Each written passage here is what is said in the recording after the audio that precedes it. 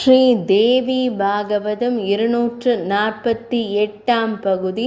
நரக குண்ட வகைகள். யமதர்மன் மகா பீஜமான தேவியின் மகா மந்திரத்தை தேவி சாவித்திரிக்கு முறைப்படி உபதேசித்துவிட்டு, பதிவிரதையே, ஜீவர்கள் செய்யும் புண்ணிய பாவ கர்மங்களுக்கு ஏற்ற வண்ணம் ஸ்வர்க்கமும் நரகமும் ஏற்படுத்தப்பட்டுள்ளன. இனி புராண பேதங்களால் பெயர் வித்தியாசப்படும் நரகங்களின் பெயர்களை கூறுகிறேன் கேள்.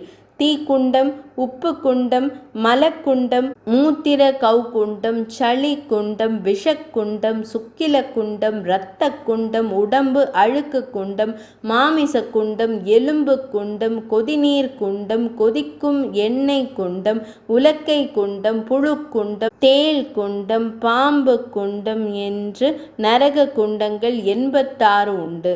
இவற்றை யம கிங்கரர்கள் பரிபாலனம் செய்து தண்டனை வழங்குகின்றனர். யம கிங்கரர்கள் 10,000 பேர் இருக்கிறார்கள்.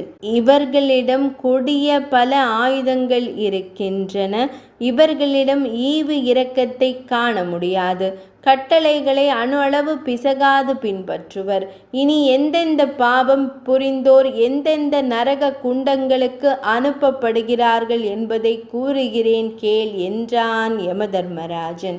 248ஆம் பகுதி நிறைவடைந்தது.